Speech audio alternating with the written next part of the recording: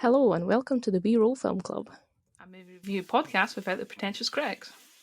We are your hosts, Emma and Jessica. This episode we are discussing Greenland and The Day After Tomorrow. We hope you've watched both films and that you're ready to dive into our review.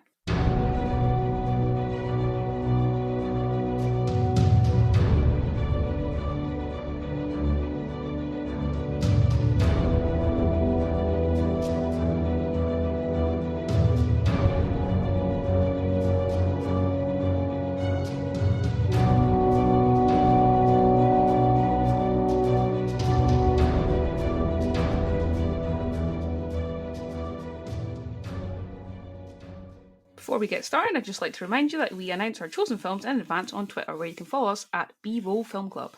And you can use our email, thebrollfilmclub@gmail.com, to send in your own thoughts and reviews, which we may discuss in our episodes.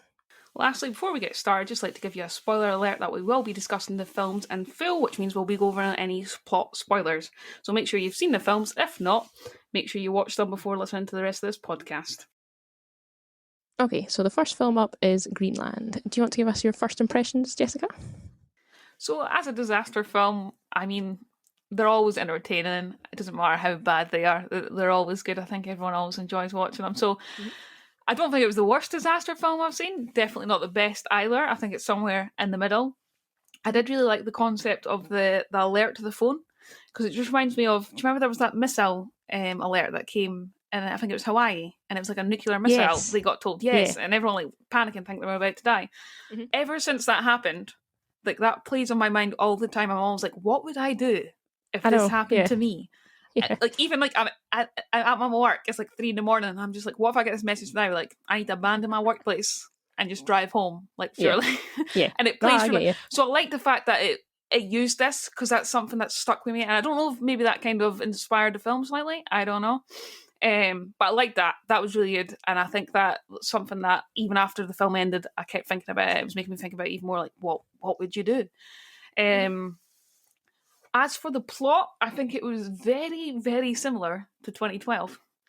Because I mean, not quite the same, because obviously John does get the alert and he does get chosen to go on to the flight to Greenland. But it's still someone with his family, because obviously he misses that there's the whole thing with the family and he doesn't actually get on the flight. So he misses the flight and he's trying to get to the place, to get to the flight, to get to the place where everyone's going. So, do you know what I mean? It's the same, it's a bit similar to 2012, with a dad getting his family onto the flight and going to China or something, was it not, in 2012, to get onto the ships. Something like that, yeah. So it's similar. It's very similar, I think. I think it was taken from a book I read, or inspired by a book, and that was about a comet, and that's why the comet's called Clark, because it's something to do with the author of the book. Okay. So I did think Clark was a weird name for, I thought for so a comet. But I mean, as far as disaster films go, it was entertaining. I like the fact that it showed quite a lot of, like, people start to do very, very bad things. Once they realised that the world was about to end. Yeah. Also, people started, you saw this, there was like a paradox. It shows you who you really are. Either you turn into someone who's willing to kill to survive, or you turn into someone who's willing to help others, and help them survive as well. So I like that it played with that. It did make you think about that.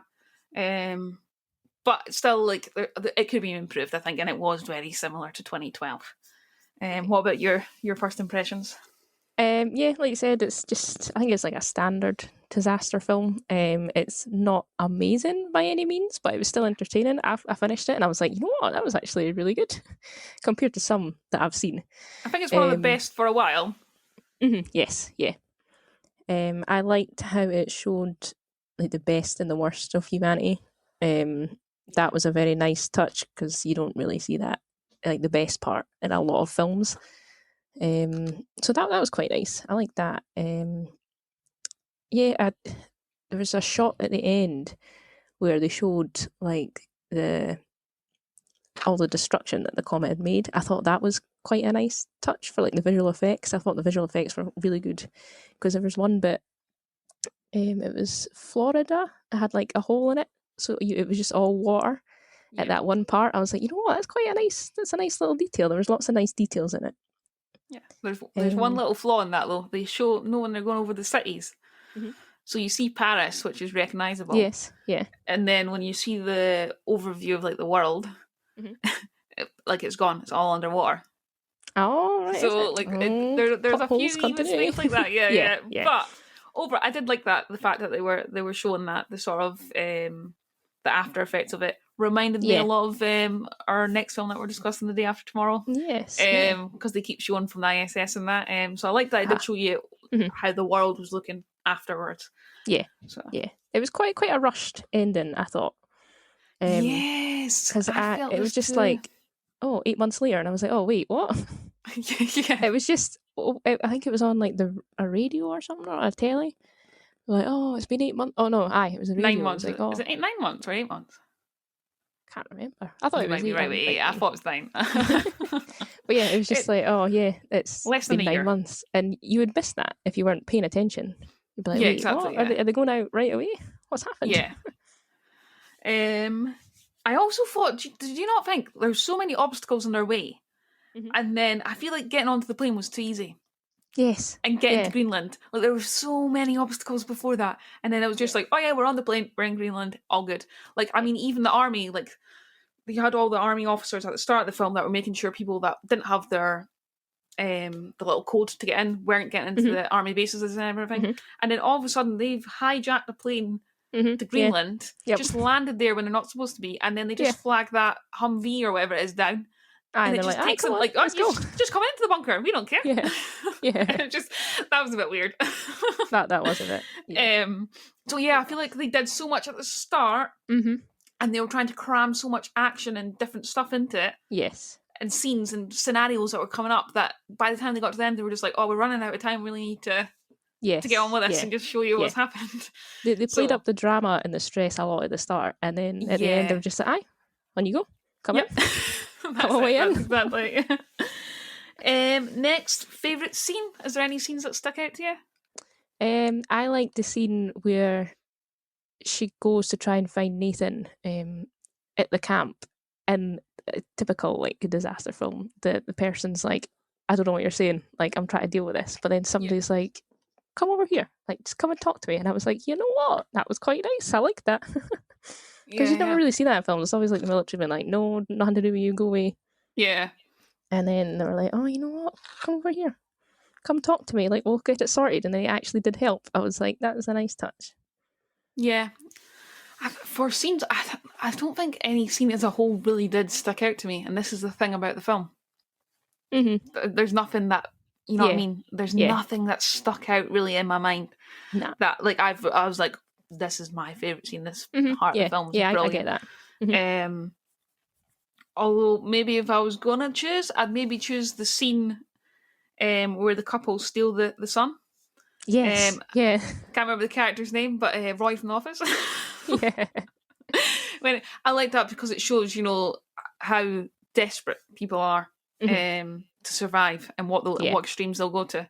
So I think I quite like that, because in other films, I think maybe sometimes they show people being too nice or not desperate enough. Like, they don't really show, because I was thinking when they first get the alert and obviously all the neighbours are in the house and they know they're getting saved and they're not. Yeah. I thought, this is America, come on. As soon as they got out in their car in their street, there'd be people with guns being like, Yeah. Give us your phone with that code. Yeah. So at first I was like, oh, they're being too nice. But then it did start to get to this point where people were being pushed and they were getting desperate, and more stuff was like the looting scene and everything. I quite like that too, actually. But there's nothing that really, like, when I think of the film as a whole, there's not anything that jumps out to me. So I feel like maybe they needed something a little bit more. Yes. But it wasn't a bad film. I don't think there was enough spectacular major scenes, you know, something that really stick into your head. Next up, pros and cons. The pros, like you said, the relationships were quite realistic, like with the family and stuff. And like, there was a note I made that it's when they're shopping and John's like, right, come on, Nathan, and he puts his hand on the trolley. I was like, oh, that's what I did when I was a kid. Yes. I was like, that's quite nice. And he's like, oh, but I wanted a toy. And John's like, you'll get one next time. Yeah. I think the little boy's really good. is it Roger Dale Lloyd? I think it is. That plays Nathan. But I think he was really good, especially with the act when he had. I don't think he was going to hypo. He was doing the opposite. But I think his blood sugar was really high, and he was starting to look very ill. And I think he did do good. That's another point. I don't know. Can't think of a film where it's happened before. But as soon as that diabetes thing happened, I was like, oh, not this again. Mm-hmm. But I feel like it does happen a lot. Like, oh, someone's diabetic. This is making the situation worse. Yeah. Maybe it's more in TV than that. Like maybe doctor dramas and stuff. I don't know. But I don't know. I feel like it gets used a lot, diabetes. But it is something, I guess, if there's something like this that happens, it throws everything out of whack because, insulin's got to be kept in the fridge and everything, and you need to have your stocks. And it is something that would throw it completely awry if you're in that situation. But still, I don't know why, but as soon as I saw like the little diabetic pump thing, I was like, oh, come on, not diabetes, like every time. But then I can't think of why I said that, because I can't actually think of a film that has happened before. But I feel like it does happen a lot. But yeah, I thought the little boy was good. I thought he worked well. He was very good. They did seem like a family, which was good. Yes. Even if it is a family going through hard times, because obviously he's cheated and then was just about to move back into the house. Before a comet decided to crash into the world. That was kind of dropped on us as well. It was like, oh, yeah, what have you done now? Yeah, this is the thing. It was kind of randomly as well. Wait a minute, what? Yeah. Yeah. But I guess it maybe is just to show that this is pulling them together or something. I'm not quite sure why they went down that route. But I guess it just adds another little family dynamic into it. Any cons you can think of? Just really that it wasn't too spectacular. Like there was no really good quotes. Like I don't want to go into the next film, but there was one I liked where the little boy said about your life flashing before your eyes. Yes. Oh, that was a very heavy quote to give to the little boy. for a child. But yeah, there was nothing really that sort of jumped out at me. Nothing too like amazing. Yeah. That was it. Just it was your standard film. Yeah, I would say. For me, pros were, it's a disaster film. I love them. I'm glad Jared Butler did another one because I feel like he let us all down with Geostorm. What a load of nonsense that was. But I don't know. You just like it. I don't know why we love to see the world getting destroyed. We do. It's a weird thing to enjoy watching. But we all do it. The performances were good as well. It wasn't Jared Butler's best performance, but certainly I think he was a lot better than he is in what are they called? It's Olympus Has Fallen, London Has Fallen, Angel Has Fallen. Oh, right, okay. I do watch that. I do go out my way to watch these films, but still, I think when it comes to action films, people just forget how to act. Yes. Because there's not that much acting required. It's just it's all run action. Around and look very tough. Yeah. Whereas Jared Butler, I watched a lot of his earlier stuff when he first sort of got big. I started watching the stuff before he got big, and he is very good. And then I remember The Vanishing. I don't know if you've seen that yet. I think we'll definitely watch that one week. Great Scottish film. And I remember watching that, and I was like, oh my God, I forgot Jared Butler could act. And he can really act. Because it's been so long since I've seen him. Yeah, and a really good performance. So, performance, I think it was better than usual. I think everyone's performances were really good. But like I said, not much really stuck out in the film. I do like the concept. Everyone loves the whole we're about to get wiped out by a comet. But it still wasn't, I don't know, it wasn't spectacular. I think one of the cons for me was I think the CGI was quite poor in some places. It was good in other places. But notably, I think when there was I think they were in upstate New York, and that was when all the little fragments started to start hitting where they were. Afterwards, it shows all the little fires in the forest that have been started to visit, and it looked so fake. And I was just like, oh, come on. We've surely moved better than that. Yes. And also that same scene when the cars are all scrambling away, it looked very fake. I think they thought, rather than, I don't know if it's real cars, then I'm going to look like an idiot.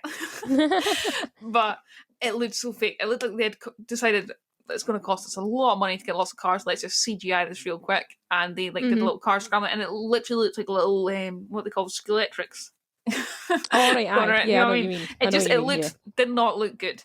Yeah, it was not. So I feel like, considering it's 2020 that this was filmed, or released anyway, maybe it was 2019 when it was filmed, it could have been better. Yeah, definitely. Oh, it was definitely 2019 when it was filmed. I forgot about that whole coronavirus thing. But this is what these films are good for, because for a moment you forget about COVID-19 and you think things could be a lot worse. Yes, we could be about to get wiped out by an extinction level comet. So yeah, like it was an alright film. I think the scripts maybe could have been a little bit more different from 2012. Yes. The plot as well. Yeah, but I think performances, everything were good. Who played the mum again? Marina Baccarin, if that's how you say it. She was good. I liked her. I can't think of anything else that I've seen her in. I've seen her in a few things. Yeah, I feel like I recognise her. I just can't think of anything. The first one that pops into my head is Spy. She was in that. And she's been in a few things that I've seen. Oh, Deadpool. I can't remember off the top of my head. Yeah, Deadpool. Deadpool. Yeah. That's what she's in. She was good though. I think she was the scene when she's getting dragged out the car, she did really well in. And when she got, found Nathan again in those tents at the base, that was really good. So I think she was really good. But yeah, I think it could have been better. I think direction could have been a little bit better as well. I was looking up the director, that's Rick Roman Waugh. He's not really done much, and I think it shows. Right, okay, yeah. I think like a big film like this, you need to have done quite a lot before, especially big studio productions, to get it right. And also better mention the writer is Chris Sparling as well. But yeah, I think it was too close to 2012 to me, although it was different things happening. It still reminded me a lot of 2012. Yeah, so it's kind of like a copy and paste kind of thing with a wee bit changed. Well, that was it, yeah. Because it was just this whole dynamic of I guess we usually follow families trying to save other family members, Usually dads, misogyny, Hollywood, come on, it's 2021. Exactly. But I don't know. I wanted to like it more than I did. Yeah. But still, it wasn't that it was disappointing. It was entertaining. Yeah, it wasn't a waste of my time. No, not at all. I didn't watch it and think, I'm not watching that again. I would watch it again, especially because, like I said, I do love to watch the planet getting destroyed for whatever reason. But I don't know. I can't even point out what I would have wanted more, apart from maybe a slightly different script, probably better CGI. Some of the effects were quite good, but some of them you really tell. Yeah, I was like, I feel like they went all out in some scenes, and other scenes they were like, we're just going to quickly throw this in. Yeah, it's just like a wee bit over their head. Yeah, it was a good effort though. Yeah, my lasting thoughts is I'm glad it used the alert system thing. Yes, like I said, that has played on my mind ever since it happened. I'm glad I wasn't in Hawaii at the time when that happened. But apart from that, there's not. Plus, actually, sorry, the desperation of humankind once they know what's happening. I did like that. I think it was a bit slow to start. I feel like in the house with the neighbours, I feel like they would have been more panicked than what they all were. Yes, yeah. But it did build up throughout the film, and people got more and more desperate. I guess that's because not meteorites, fragments of the comet had started to hit, and people started to panic more and more. So it led them to more desperation. Yes, it was a good build up, good pacing. Yeah, it did build up. So it started off a bit slow, but I did like that whole alert thing. I quite liked actually I forgot to mention this at the start of the film. It was quite quiet, and it was like this. Something's going to happen, but it's just starting out so normal. Sort of thing. Yes, and I like that. Did. It's the same way. I don't know if you've ever seen Deepwater Horizon, which is about the BP oil disaster. Right. But I like that about that because you know what's happening and you know what's about to happen, but they keep playing it there's little signs that something bad's about to happen. Yeah. But it just slowly builds up, and it's the same with this film. He gets a alert on his phone in the shop, but he doesn't really think much of it. And then we see the alert on the TV, but obviously the mum's in the shower and doesn't see it. But then you can feel the tension starting to build. You see, remember they see all the aircraft flying over just as they're about to go into the shop. So that's obviously the first sort of sign of, what's going on here. I also like the fact that the government don't tell anyone that that's happening, because that would 100% happen in real life. That absolutely would. Because they don't want people to panic. Although I think, and I may be wrong, because governments are more incompetent than I like to give them credit for, but I would like to think they would have sent out these alerts and got these people over to Greenland before the first fragment hit. You know what I mean? It's just, and I mean, it's literally a couple hours before it first hits Florida. They obviously knew it was going to hit anyway, and they knew there was going to be a big extinction level 1 hitting the next day. Yeah. But if they knew all this and they knew they needed to get these people out, why would you wait till it already started happening? Yeah, you wouldn't wait till the last minute. It just makes more sense. But maybe they would, because, like I said, governments are incompetent. And maybe they wouldn't want people to know what was happening, you know, like see people moving, like start to evacuate and think, oh, I wonder where they're going. But at the same time, I feel like by leaving it once everyone knew, you're drawing more attention to it. So, I mean, I know it's a film. I always say to people, just forget about it. It's a film, just go along for the ride. But at the same time, I was just like, really? We're leaving it right till now? Yep, it makes you think, though. Yeah, so that threw me off a little bit. What are your lasting thoughts of the film? Pretty much just the same. Even with the presidential alert, when you said that, I made a note, and I was like, it's very strange that there's no sort of like explanation. You would think if the automated message played, they would be like, oh, you know, this is what's happening. Maybe at least give something. But there wasn't. Yeah.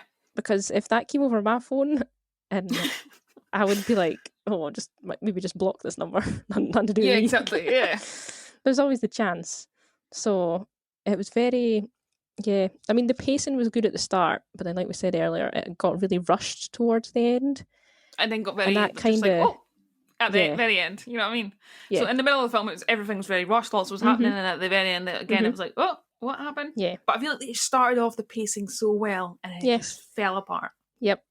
So like there was maximum action for maximum stress and drama, and then it just kind of went, oh, right, okay, you're fine now. I was like, oh, okay. It's not completely unsatisfying, but I was just a bit like, oh, right, okay, is that it? Yeah. So very, very interesting choice that they did that. Yeah. I don't know if it was the right choice. Yes, yeah, me too. Yeah. So overall, we've ranked the films. So we've ranked them on performances, script, direction, cinematography / visual effects, and then score / soundtrack. And overall, we both gave the film a 3.2, which means overall it averages out to a 3.2. So I guess that, you know, it shows what we mean by it was okay. Yes, it wasn't brilliant. So let's just stick it right in the middle at 3. Certainly wasn't the worst disaster film to come out in a while. Geostorm. I can't think what other disaster films there's been in recent years. I feel like people have kind of backed off from them for a while, haven't they? But yeah, I mean, I would definitely recommend watching it, especially considering most of us are in another lockdown, and there's nowhere to go on your days off. So why not? It's free on Amazon Prime. Get watching it. But I'm not saying it's the most amazing film you'll ever watch. Next film, The Day After Tomorrow. What are your first impressions, Emma? Can you remember your first impressions? Because it's been a while since... I mean, your first impressions. Yeah. Take back to 2004. Can you remember? I do remember being in high school, and I think it was first year geography. We were talking about global warming, and they watched the Al Gore thing, and you were trying to get the teacher to get us to watch The Day After Tomorrow instead. Was it really? Yeah, I wasn't in your first year geography class, was it? It was fifth year, yeah. It was when we were doing glaciers, and they started talking about the North Atlantic Current, and I was like, do you know what film covers the North Atlantic Current? That would be The Day After Tomorrow, and I kept trying to convince Mrs. Dyson that this film would be educational for us, and she said no, because it's not realistic and it's not happening. But I kept pushing for it, and it never happened, unfortunately. So did you wait for that long to see it. Yeah, you hadn't seen it. Yes, that was when I saw it. I was like, oh, what's this? And you were like, well, watch it. And I did. And I just remember it being just so good. I was just a wee teenager then, like 17. So, yeah. But no, it was very good. Even watching it again from like a more critical eye, it's probably one of the better disaster films out there. I'm going to go out there and say the best and just annoy everyone who's a massive Armageddon fan. I'm a massive Armageddon fan too, but best for me, but that's just my personal opinion. It's definitely right up there. There's some beautiful shots and the score is very good. I really like the score. That's what I meant to say about Greenland. Score not so good. No, yeah. It gets better towards the end, but it's not very memorable. I can't tell you what that score sounds like. No, I couldn't either. Whereas The Day After Tomorrow, mm-hmm. Remember, I'm sure I told you before, I was in the bath once and I heard the opening theme tune playing. And I mean, Rachel liked the film the first time we saw it, but I overdid it for her because I watch it all the time, so she no longer likes the film. But I was in the bath and I messaged my sister saying, are you watching The Day After Tomorrow? And she was like, no, why? And I was like, oh, I could have sworn I heard the theme tune at the start. And she was like, nope. And then when I got out of the bath, I went into the living room and it was on in the living room TV. And I texted her, I was like, oh, it was on downstairs. I thought it was coming in from upstairs. And I remember quoting friends to me saying, if you know it through a wall, you know it too well. Yeah. but that's it. It's a memorable theme tune. It is, yeah. Not theme tune. I'm not acting like it's a TV show or something. You know, I know, yeah. I know what you mean, score. A nice moment. Yeah. It's a memorable score. And it makes, as soon as you hear it, you think about the film. And that's good. Yeah. There's some like plot holes in it, and I'm not a scientist, so I can't speak for the... Yeah. I can't speak for that. So suddenly there's a boat that appears in front of the library, and I'm like, how did that fit past the skyscrapers? I'm like, how does that work? Maybe they measured it, Emma. Maybe they measured it. I know, maybe they did. It just floated on down. So there's some like OTT moments like that, but then, I mean, it is a film. It is Hollywood. It is a disaster film, so what do you expect? Yeah. But there's some very good quotes in it, and very good shots for the cinematography. Fantastic cinematography. I think the image of the Statue of Liberty at the end, once it's Jack iconic. And Jason walks past that and see that, it is iconic. You see it, you know what film it's from, and it's just beautiful. It's a beautiful shot. And I think everyone remembers that. My first impressions, so I didn't watch it in 2004 because I didn't go to see the cinema to see it, but I remember we bought it on Sky when I was over at Ryan's house watching movies with me and Rachel. So we watched it with his family, and I can't remember who picked it, but we were like, sure, we'll watch it. And I was just blown away. We all loved it, very much enjoyed it. Again, science, I don't think it's there. Yes, yeah. But that being said, though, the science is easy to follow. It was. Well, that's it. Yeah, they explained it to you what was happening. I don't think it would ever happen that quickly. And there's a few other little plot holes with science in it, but it's a great disaster film. A great disaster film. I think the characters are all very good. I love the fact that every scene is important. There's not one single scene that's just filler. It all leads to something, which I've noticed, especially I've watched it 4 times now this year. And overall, probably over 50 times. It never gets old for me. Yeah. But I mean, if you're going to get a disaster film done, I think you go to Roland Emmerich for it because he is known for his disaster films. I'm not saying they're all good. He did do 2012. So he did. Which again, I do like to watch over and over again. It's not that it's easy to watch. It's It's a bad film, but it's a good bad film, if you know what I mean. Yes. At least The Day After Tomorrow's not that far-fetched. The whole crust isn't coming apart or anything like that. You're not flying through bits of chunks of earth coming up. It's more realistic, It's more realistic. The science is good. It serves a very potent message about global warming and that we should be wary of what we're doing. And I remember reading that he couldn't actually get this film made at first because all the Hollywood studios, they were like, can we not drop a bomb or something at the end and it'll melt all the ice? Typical Americans. But they were like, it's a very sad ending. It's not a good, happy ending. And he was like, no, because I'm trying to tell people something about this film. this isn't something we can reverse. Once we've gone too far, that's it. It's over. We're all gonna die. Yep. Have a great day, everyone. Yeah. Yep. But that's the point in the film, and I like that he stuck to his guns and he said, "No, that's not what's happening." Me too. The end has to be quite somber. It's happy because some people have survived, but we need to realise that we're on a course for destruction, and if we don't stop, this is what's going to happen. That will Probably happen. not really to that quite effect because the science isn't there, I don't think, Roland, but I liked your science. It proved for an interesting film. It did. It had valid points here and there. Point, yeah. Favourite scene? Can you think of one? Oh, there's so many. Hard to think of one, isn't it? There is genuinely so many. I don't think I could pick one. But I do like the scene where they step outside the tent and you see the boats and the Statue of Liberty frozen. It's a very iconic scene. Yeah, that kind of stands out to me most. Yeah, I would go with that one. If I had to pick a favourite one, I would go with that one. Yeah. What about yourself? I find it so hard to pick one. I mean, I do really like that as well. I really like the scene when we first see the wall of war coming. So at first, that's a good one. It gives you a shot of actually out in the bay, and you see this big, massive wave coming, and them all scrambling. It's just great. People start to actually panic.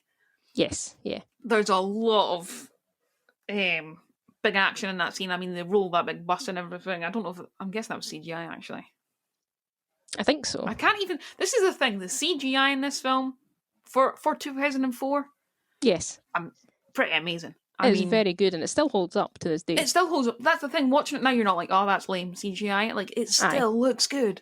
Like what's I don't that? know what the budget was for this film, but yeah, and it still holds up. It's still holding up. 16, 17 years. Yeah, well, it was just at the start of the year though. So, but yeah, I really like that scene. I really like the scenes though as well when the cold air is descending, and I kind of like this thing where you're running away from the elements. Yes, and it should seem really stupid, but it works really well, and it does. Very tense.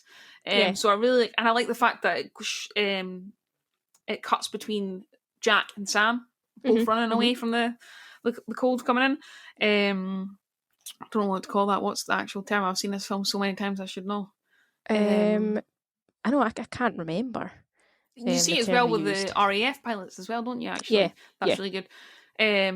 So I like that as well, but it's hard to pick a favourite scene for this film because there are so many good scenes. Like I said, I think every scene is so strong because it's always leading up to something.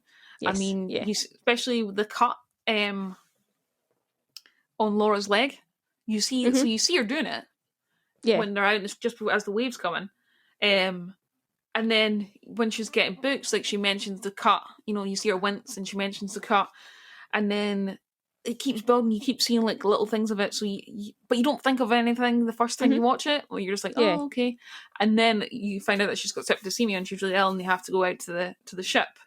And you're like, all this is literally being built up the entire way through. So it all ties in. And there's lots of little stories in it that are literally built up the entire way through, which is really good. I think the script's really, really strong, especially for a disaster film. Because let's face it, they usually are the more of the joke of the film world, and people just like them because they find them entertaining for whatever reason. That we like to see ourselves getting killed. Pretty much, but yeah, I agree with you there. It all builds up nicely. It's good pacing. It's not all rushed, or the conclusion to it all is not rushed either. Like they've built it up and then just be like, oh, this happened, and you're like, oh, right, okay. Yeah, it's all kind of pacing. Is so strong in this film. It is so strong. Yeah, very good. It just stays steady throughout. Pros and cons. The pros. It has, like we said with the ending, although it's not happy, there is that kind of message of hope. Yeah. But then it also comes into play, makes you think that for that hope to be there, we actually have to do something about it. We can't just let it go. Yeah. We need to sort of make changes now for how we treat the planet and things like that to stop global warming from getting worse. Yeah, definitely.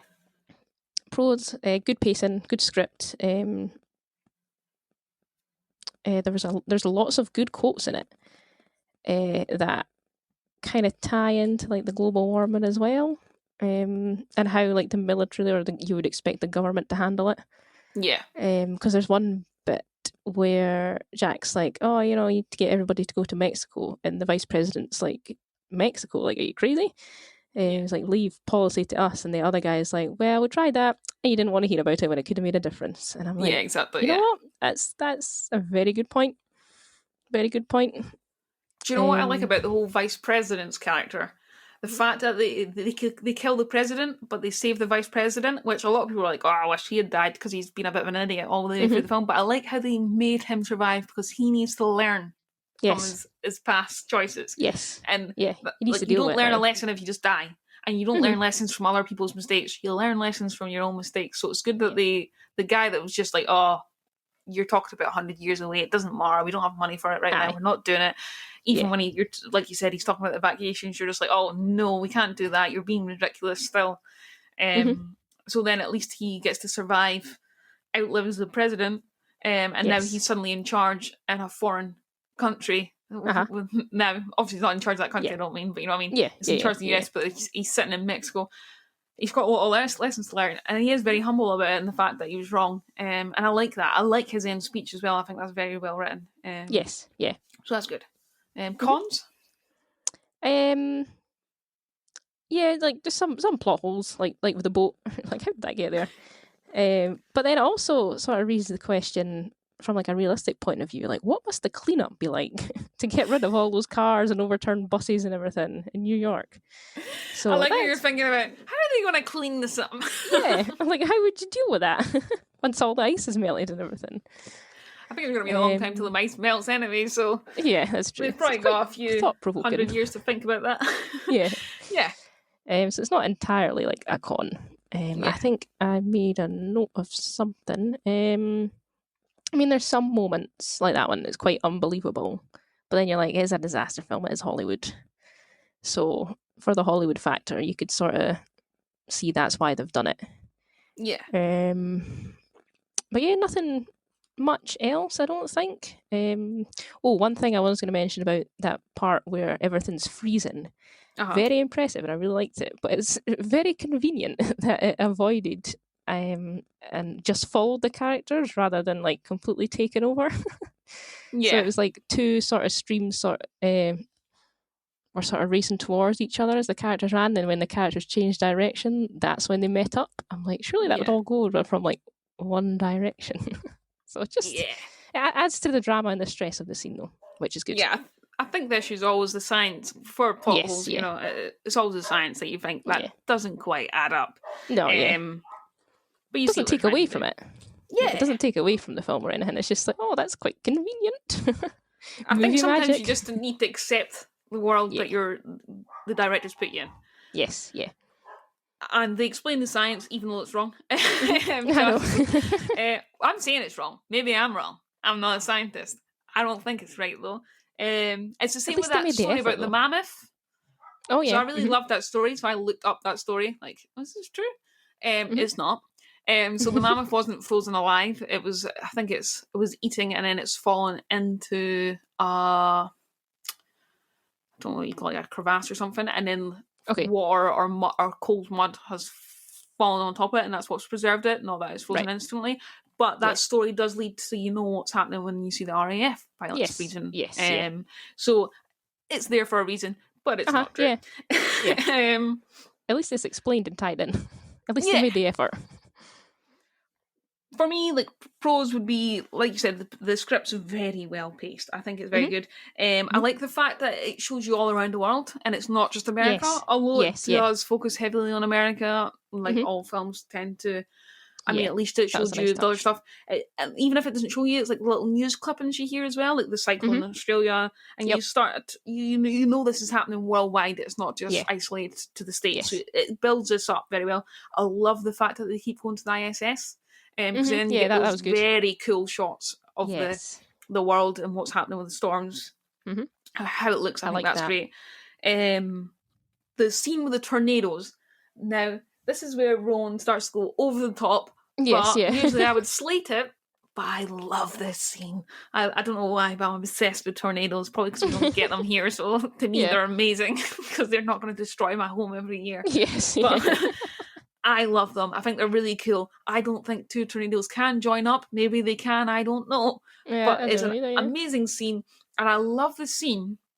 So obviously there's a guy in the LA weather station who's not paying attention to anything. Yes, and then the whole building starts to shake after he finds out there's tornadoes ripping across the site. And then the little cleaner guy, he comes out and opens the door, and then you see the devastation in downtown LA. But I love, as it zooms out, so one, amazing shot, because the CGI is amazing to show like all those buildings destroyed, and then you've got that massive tornado in the background still going on. The sound effects in that scene are very cool as well. I really love that. But I love as well, as the camera's pulling out from this guy opening the door, you can still see him standing there, and then you see him closing the door as well. And it's just very good. It's very well done. I like how they've kept that. Nice little touch. Good direction.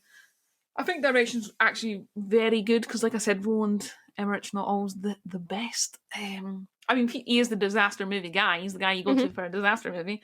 But I mean, some of his films are just ridiculous.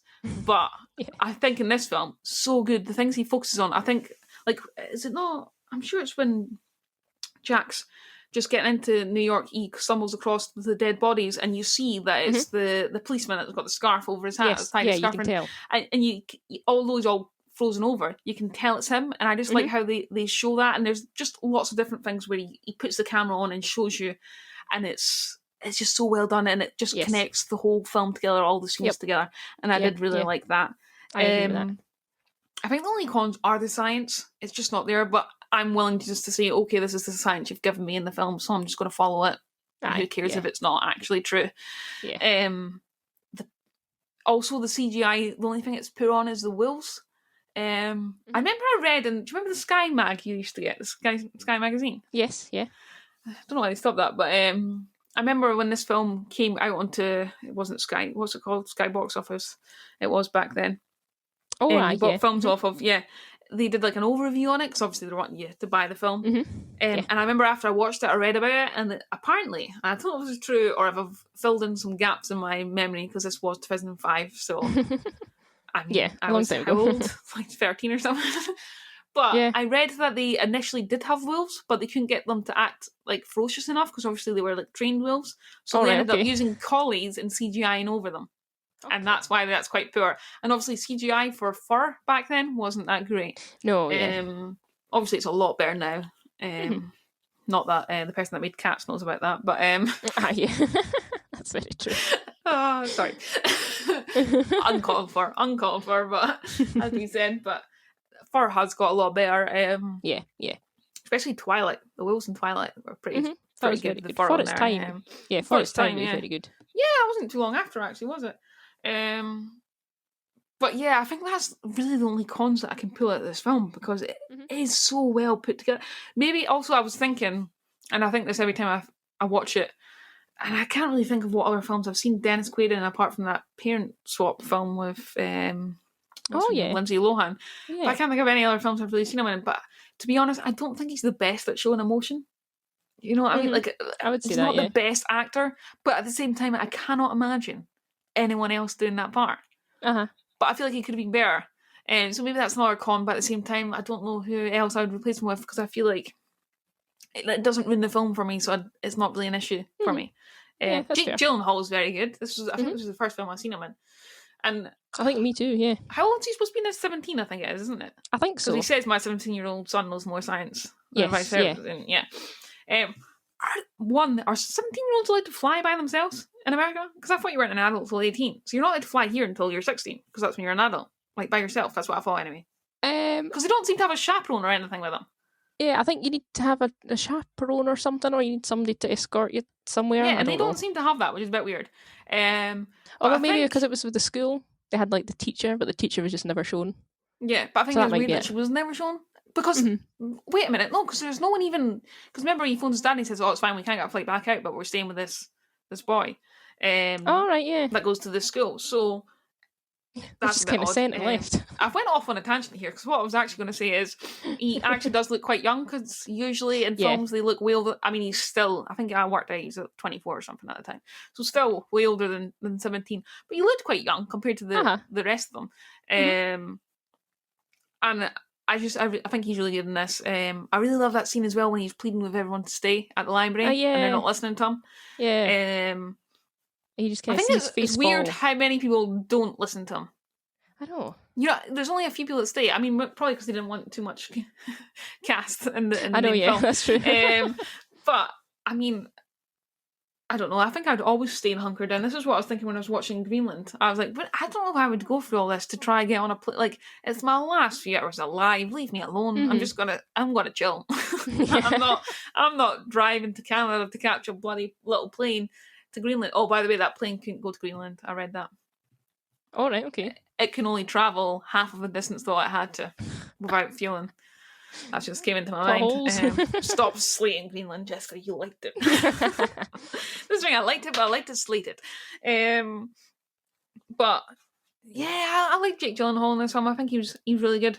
But I think not enough people stayed in Hunger Down. But I don't know if it was because they just didn't want that many cast in the library or what. Yeah. I was also thinking, why the library? There's so many more buildings that are so much taller, but at the same time that building has a fireplace and everything, which most places I'm guessing in New York would not have, so that's probably why I wouldn't have thought so. Where did they get all the clothes from as well? I know, that's what I was wondering. Does it say it? I was thinking after the film, I was like, I'm sure it says lost property, but then I couldn't think of the actual scene where it says it. But that was another thing. I'm like, why would there be this much clothes at a library? I don't think there would, but it's just a silly little thing. They left with their bags when they left. Oh, so they did! House. Yeah, they had their bags. Yeah. But then so maybe they shared them all out. Yeah, that's true. But then suddenly, like, Sam's bags disappeared when he went back to get Laura, so I'm like, where'd your bags go? So I don't know. A little muck up with the editing in there. I don't know. So yeah, I'm not sure what. So it explains why they went to the library, I think, because they want to be next to the fire. Oh, by the way, I also love how when they first, like, after there's that big, I don't know if you could call it, it's not a tsunami, it's a storm surge. The big wave comes in, and then they all run into the library. I love how, like, the first thing you see the librarian, she's still sitting behind, like, her little desk bit. Yeah. And I'm like, a huge wave just wiped out half the city, missus, and you're still sitting at your desk, like, I've not finished my shift yet. I'll clock off when it's 5 o'clock. Like, what are you doing? I think that's funny. I've never really noticed that before until, like, just watching it these last few days. I've just like, you know what? I've never actually clicked before that she's sitting behind her desk still, going on more work. Like, I don't care if half the city's wrecked, but I'm doing what I'm doing.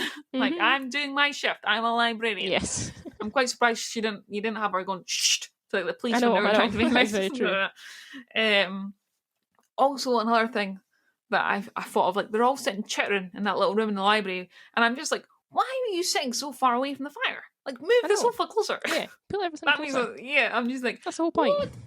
But at the same time, there's just these little things that I'm picking on because really, I love the film.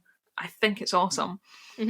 Even if it's not scientifically correct, I love the whole explanation of what's happening. Yes. Although, why do the buoys... is that what they call them in the film? Yeah, that's what Americans call them, isn't it? We'd say boys, but... boys, yeah. Yeah. But why, like, 3 of them mark a 13 degree temperature drop, but they're all spread out, and I'm like, why aren't all the other ones around it registering the same temperature drop?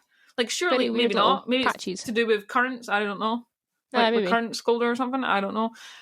But I'm just like, does that make sense? I don't know. But I think that's the only thing you could really throw at this film is science, which is I don't understand. Is very low rated amongst critics. This is why pretentious movie critics are no good, though. Because I mean, Venom got slated by critics, and everyone that went to see it, well, not everyone, but the majority of people that went to see it liked it. So this film did not do good with critics, but it grossed more than 552 million at the box office. So clearly, the public disagrees with the critics. Yep, must have done something right. And I've not watched someone that's ever. Sorry, I've not came across anyone that's watched it and said, I hate this movie. Like, terrible film. Yeah, it's a good film. I've never either. If you like disaster films, I think there's some people that obviously do not like disaster films at all. But as far as the disaster film goes, I think it's pretty I think it's one of the on. best. Yep. Yeah. Right up there. I say one of the best, but I can't think of one that is the best. So, to be honest, it would be the best for me. It's best for me. I think everyone else would probably go Armageddon, but I still don't forgive them for killing Bruce Willis instead of Ben Affleck. Don't ask me what my problem with Ben Affleck is, but I just still to this day when I see that scene, I'm like, why? Why Ben Affleck? Why are you saving him? Save Bruce Willis. But yeah, I just think there's a much better film than that. I don't know. I think it's just perfect. For a disaster film, I think that the script is perfect. It builds so well. I like how when it first starts, we get the overview. It's like going over the war of Antarctica, and then it goes on to the ice, and it's all very peaceful. You've got this nice, lovely music. Yep. And then, but you're literally a couple minutes in, and then obviously the shell starts to break off and everything. So it kind of sets up the film right away. Like there's going to be a lot of action in the film, but at the same time, like we said, it's very well paced. So it's not like action, then a drop off. It's just like bit action, bit more story, bit of action, bit more story, bit of action. So it paces it out well, and I really like that. But yeah, I would say that too. Like it kind of explains the moments that happen, like the big action scenes. It explains why it happened. So at least they made the effort to kind of even if the science is bogus, they tried. Yeah, exactly. Yeah. Well, I'm not even saying they tried. That's just the world that you're living in this film. You know what I mean? I always say it's like Christopher Nolan films. I'm always just like, well, I'm along for the ride now. I'm just going to accept anything that he tells me and say, right, that's the world that we're living in for this film. So let's just accept it and go with it. There's no point fighting it, being like, oh, that's not true, blah blah blah. I think sometimes you just need to go along with the film, and if you do in this film, I think you'll have no issues with the film. I really don't understand why it was rated so low by critics. I know. That's interesting. I forgot to say about Greenland, that was, I think it was 52 million at the box office or something. Okay. No, that's not right. 48 million, I think it was. Okay. But it was released during a pandemic, and it was limited release. And obviously it's on Prime, so a lot of people will be getting it for free. So I don't know how they actually work that out. I know, I don't know either. Unless they go for how many people have maybe bought it on the streaming service or rented it. Quite possibly, yeah. I mean, I remember trailers for it did come out when the cinema was still open and I was going to the cinema. I mean, between, what was that, like July they opened back up and then they closed back down like October or something, or November. So somewhere between them, I remember seeing a trailer for it and being like, oh, this looks really good. And then I Googled it and it was out in America in some cinemas, select cinemas, but it just never ended up coming here because of, we closed our cinemas again. So it's just, it is what it is. But yeah, my lasting thoughts of The Day After Tomorrow. Well, I feel like, do you know what? I feel like this is a film that made me so paranoid about climate change. Yes, yeah. Like, that's something that could actually happen. Yeah, exactly. And I get so stressed out when I go into work and the people have put plastic bottles and cans into the normal bin, and I'm like taking it all out and putting it into the recycling bin. And I think this is the film that did it for me. It's kind of scarred me for life, but in a good way. And I like the fact that at the end of the film, there's no magic fix. You know, just lessons to be learned. Yes. And we need to... It's realistic. There's no magic. Because in Armageddon... Okay, I don't know why I'm slating this film. I like this film. But in Armageddon, you know, like, oh, we're just going to fly over to the meteorite and we're just going to drop a nuke or something in it, drill a hole, drop a nuke in it, and it's going to make everything great again. Yeah. And it's just like, no, not realistic. I mean, I'm sure Elon Musk will be able to do it in a few years, but... Oh, probably, yeah. That's a very good point. But, yeah, I liked it. I just thought it was really good. And it's just one of those films that holds up for me, and it's one of my go-to films. I find it very relaxing to watch, even though it's very stressful in the world about going into our ice age. I still, every time, if I see it's on, I watch it. Yeah, me too.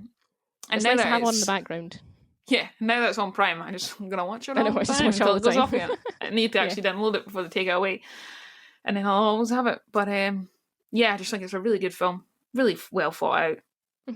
And I think it's probably Roland Emmerich's best film that he's done, and I feel like he just tries too hard now to try and recreate it.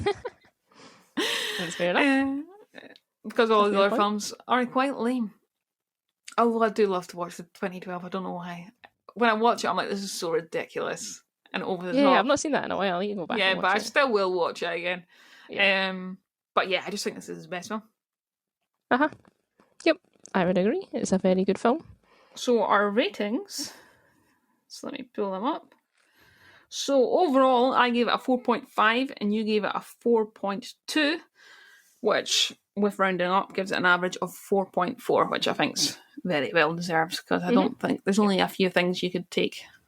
I think science is really the only thing you can take away from this film. Yeah.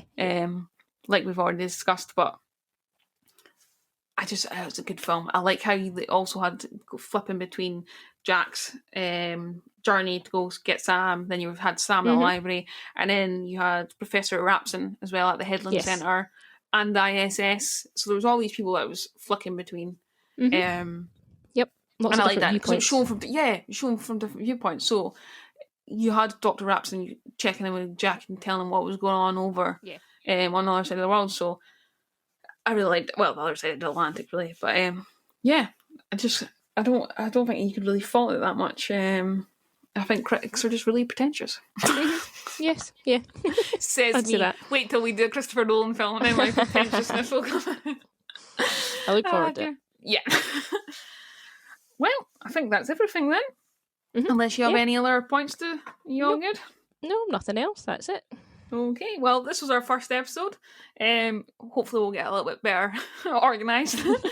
So yeah, next episode should be The Drop and The Town. So if you want to watch them for the episode, check us out on Twitter, see what films we're watching and join in for our reviews. Just before we end, I'd like to give credit to Kevin MacLeod for our theme tune, which is The Descent. See you next time. Bye.